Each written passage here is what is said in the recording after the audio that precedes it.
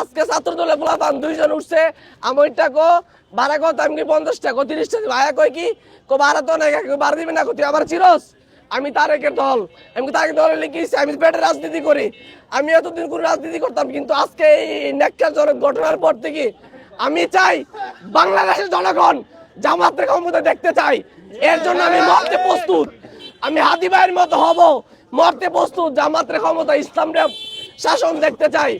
ইনশাল্লাহ আগামীতে জামাতকে ভোট দিয়ে ক্ষমতায় নিয়ে যাবো ইনশাল্লাহ। চাঁদাবাজি এই রিস্কে আজকে আমাদের যে গাড়ির টাকা মায়েরা গেল চাঁদাবাজরা, আমরা ওদেরকে ক্ষমতা দেখতে চাই না। এর জন্য তো আমার গুলি খাইতে হয়, আমি মরতে প্রস্তুত ইনশাল্লাহ। এটা আজকে সকাল 10টা দিয়ে ঘটনা হয়েছে। আমি কোনো দল করতাম না, কিন্তু আজকের পরটা আমার খুব মনের ভিতরে ঢুকে গেছে। হ্যাঁ, আমি বলছি ছাত্র দল করে তাতে আমার কি হয়েছে? সে বলে কি ভাড়া নাই, সে বলে 500, আমি কি ভাড়া দিয়ে রাখবো, ভাড়া 1 টাকা দিব না, ওর আমি কিন্তু কিচ্ছু করি নাই। ও বলছে 1 টাকা ভাড়া দিব না। আমি এই সমস্যার বই পাই না, উপরে আল্লাহ ছাড়া কাউরে বই পাই না। আমার কেউ গুলি দিবে, আমি গুলি খাইতে প্রস্তুত। রিক্সা চালাই তাতে কি হয়েছে? ইসলামের জন্য জীবন দিতে রাজি আছি, জীবন দিতে ইসলামের পক্ষে রাজি আছি। সামনে যত বড় নেতা হোক না কেন, আমার গুলি দিতে প্রস্তুত। আমি জামাতের পক্ষে থাকবো।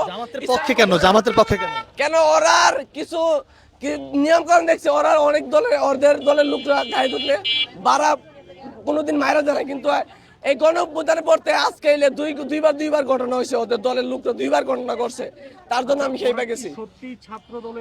আমি গাড়ির উপরে আল্লাহ আছে, আমি মুসলমানের সন্তান, তো আমি মিথ্যা কথা করার কোন দরকার নেই। আমার মিথ্যা কথা কোনো দরকার নেই।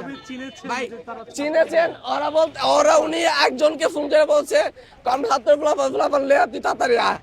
হ্যাঁ, তোরা ওই কারণে ওদের আমি টার্গেট করছি। ছাত্রগুলা আমার ভাড়া দেয় নাই, তার জন্য আমি কোনো দল করতাম, তার জন্য আমি খেপে গেছি। তার জন্য আমি যদি আমার মরতে হয়, মরতে প্রস্তুত, ইসলামের জন্য মরতে প্রস্তুত।